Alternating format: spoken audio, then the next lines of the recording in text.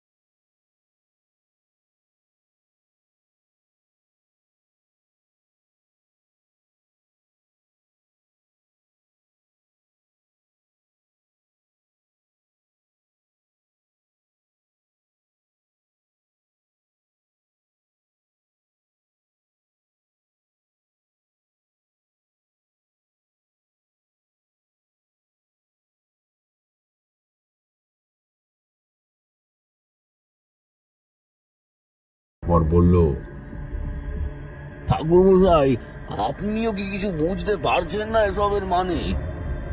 আমি কি বলবো তখন বুঝতে পারছি না। আসলেই আমার বুদ্ধির বাইরে তখন বিষয়টা। তবুও নিজেকে যতটা সম্ভব সংযত করে বললাম, আমাকে আরেকটু সময় দিতে হবে। তবে বিষয় খুব একটা ভালো নয় চৌধুরী মশাই। চলুন বাইরে চলুন। বলে আমি বাইরে এলাম। রামজীবন ঘরের থেকে বাইরে এসে যথারীতি আমায় বসতে বলল। বুঝলাম বিষয়টা গোড়ার থেকে এবার আমায় জানতেই হবে, নইলে অনুমানের উপর নির্ভর করে বেশি দূর এগোনো সম্ভব নয়। বললাম, পুলক নামের ওই ছেলেটি অথবা আপনাদের সেই দুর্গা মাসি আর এসেছিল এই বাড়িতে?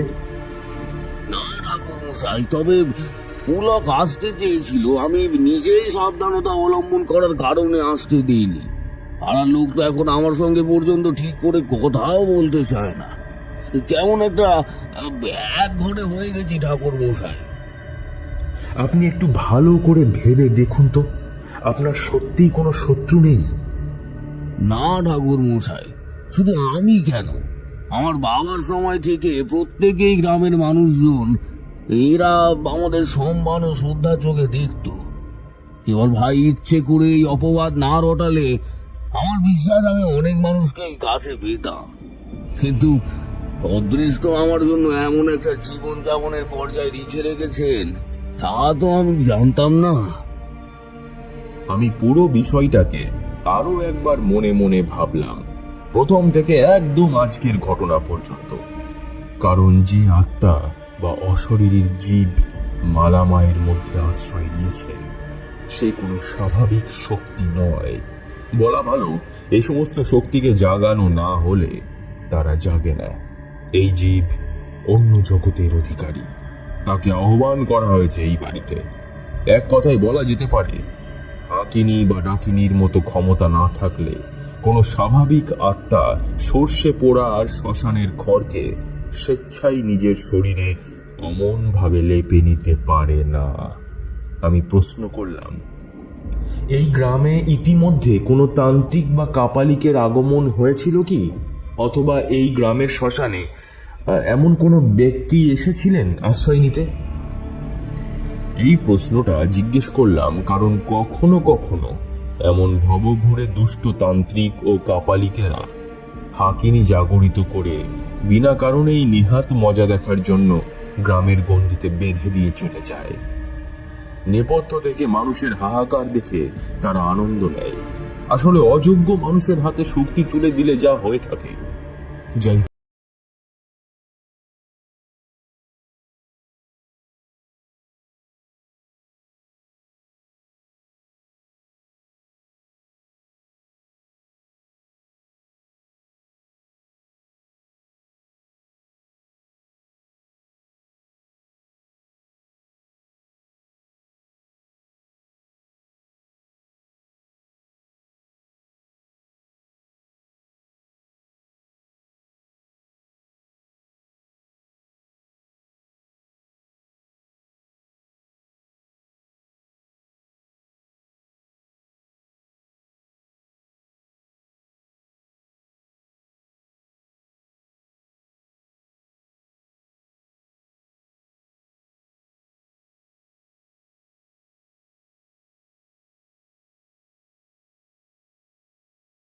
তো হতে শুরু করেছে।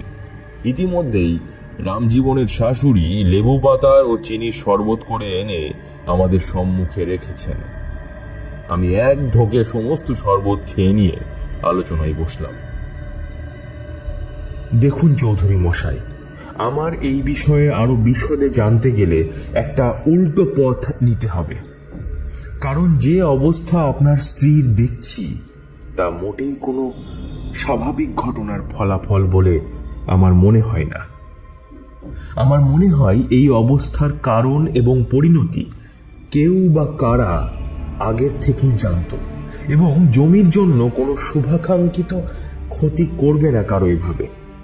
তাই সন্দেহের তীর গিয়ে পড়ছে আপনার ভাইয়ের উপর। কেবল আমি যেমন যেমন বলবো আপনাকে ঠিক তেমন তেমন অভিনয় করে যেতে হবে, নইলে শেকড় বার করতে পারাটা অসম্ভব। রামজীবন যে আমার কথা সবটুকু বুঝে উঠতে পারছে না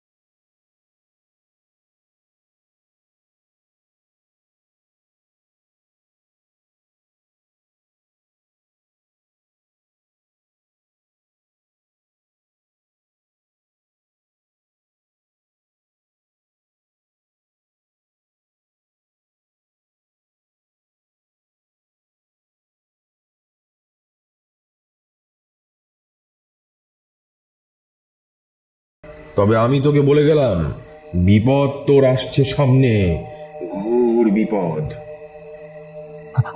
আপনি আসুন না, আগে ঘরে বসুন, আহার আদি করুন, তারপরে অধমকে একটু পথ বলে দেবেন।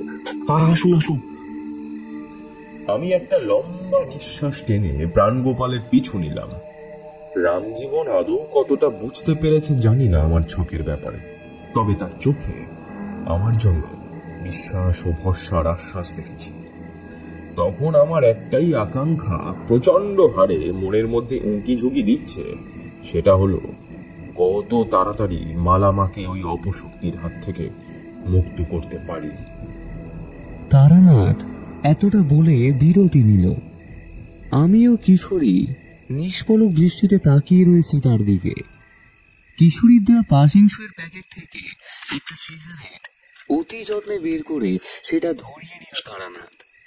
কয়েকটা বিক্ষিপ্ত টান দিয়ে অবশেষে একটা লম্বা টান নিয়ে এক গাল ধোঁয়া ছাড়তে ছাড়তে ঈষৎ কৌতুকের হাসি হেসে উঠল। তারপর বলল, আমি এক সময় কত বুদ্ধি লাগিয়ে মানুষের পাশে দাঁড়িয়েছি, তার নজির বলতে গেলে কতগুলো দিন যে কেটে যাবে তার কোনো ইয়ত্তা নেই। কাহিনীগুলো মনে পড়লে নিজের মনে মনেই মাঝে মাঝে হেসে উঠি। যাই হোক, শোনো তারপর কি হলো। প্রাণগোপালের সঙ্গে তার ঘরে গিয়ে বসলাম। ব্যস্ত হয়ে আমার জন্য দুধ সন্দেশের ব্যবস্থা করে দিল সে নিজেই। তার স্ত্রীকে দেখলাম কৌতূহলী দৃষ্টিতে আমার দিকে চাইছে এবং বোঝার চেষ্টা করছে আমি কে বা কি আমার অভিসন্ধি। প্রাণগোপালের মন কিন্তু তখন চঞ্চল হয়ে উঠেছে।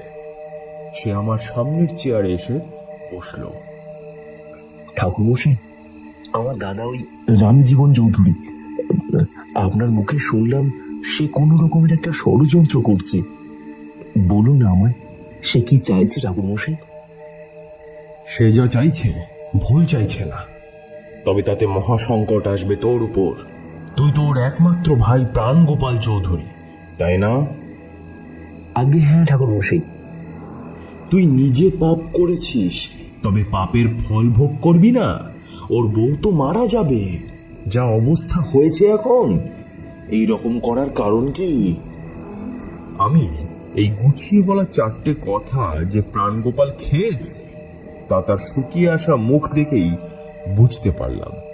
খানিক চুপ করে থেকে সে বলল, আপনি ত্রিকালজ্ঞ, এখন আপনাকে স্বপ্ন বললে আর এমন কোনো যদি বিপদ আমার এই মুহূর্তে হয়ে যায়, তাহলে আমার স্ত্রীকে দেখার কেউ থাকবে না।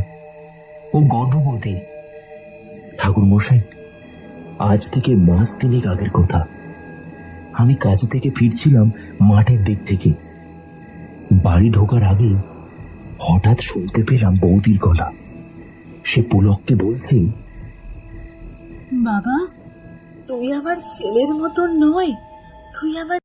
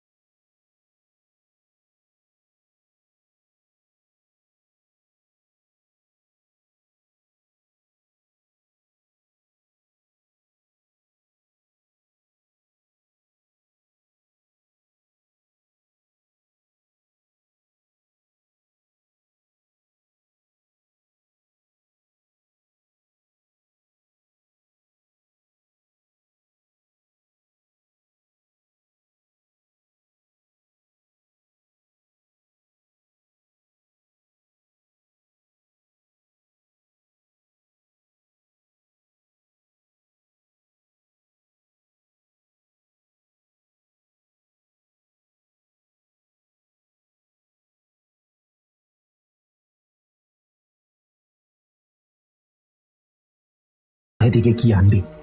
তবু আমি প্রতি রাতে কড়া পাহারা রাখবো, কারণ যদি কিছু করে আমার উঠোনে এসে, তবে তো সেটা রাতেই করতে হবে। ঠিক ধরেছিস, যা, আমি যেটা বললাম সেটা আজ রাতেই করে ফেল।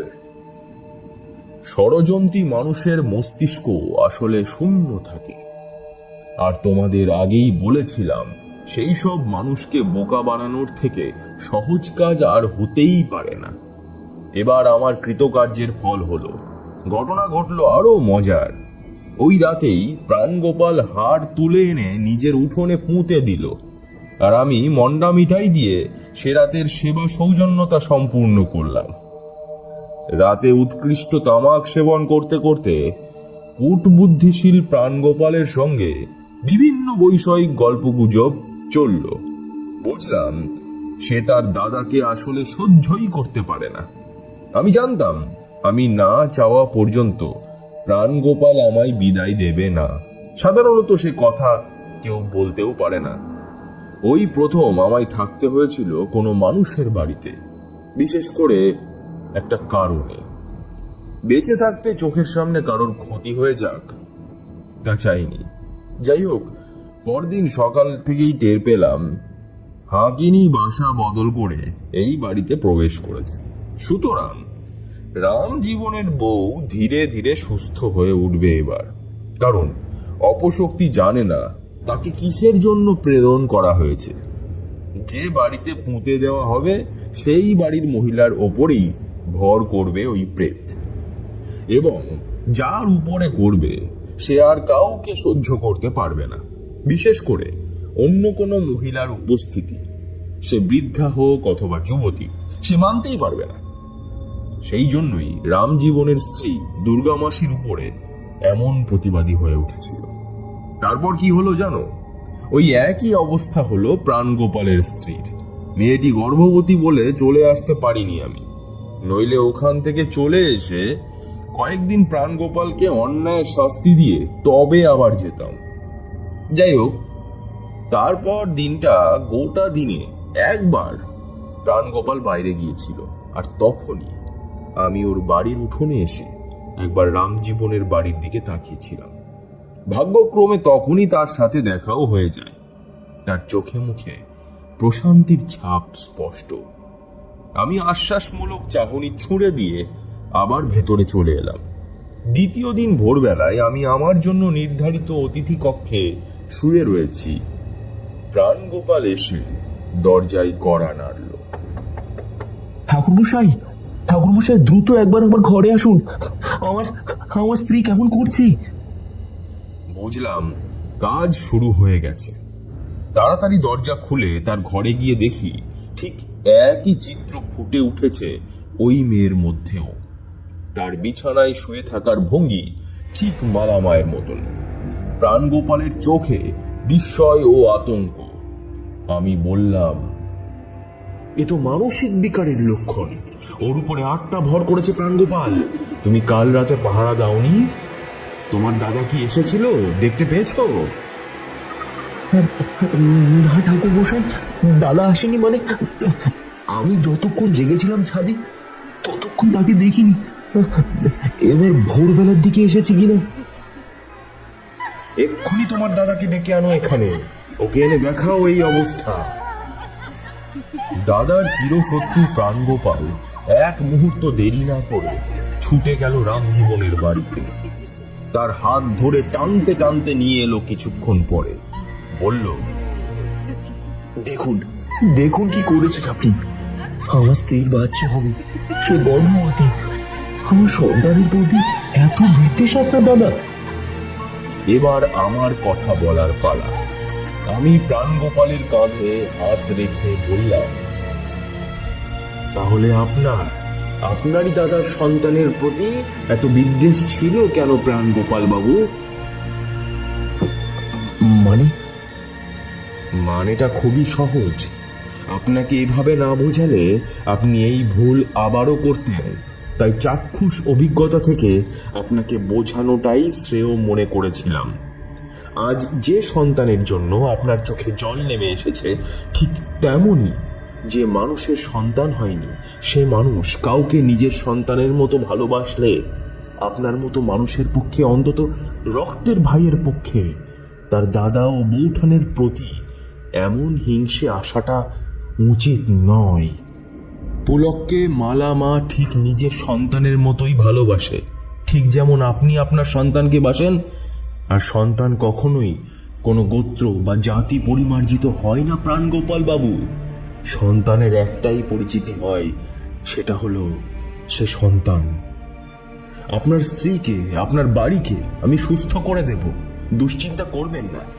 তবে এই ধরনের চিন্তা আর কোনোদিনও মাথায় আনার আগে আজকের দিনটার কথা ভাববেন প্রাণগোপাল বাবু।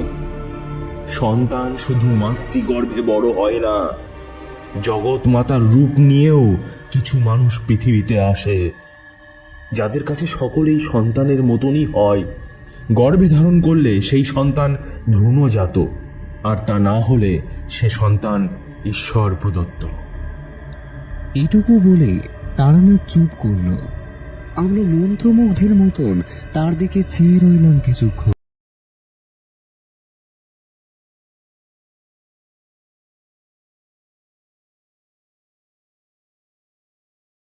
তারপর আর কি, সেই রাতেই আমি ও রামজীবন সমস্ত উপকরণ জোগাড় করে এনে প্রাণগোপালের উঠোনে যজ্ঞ সারলাম। মন্ত্রপুত কবচ তৈরি করে পরিয়ে দিলাম প্রাণগোপালের স্ত্রীর হাতে। পরদিন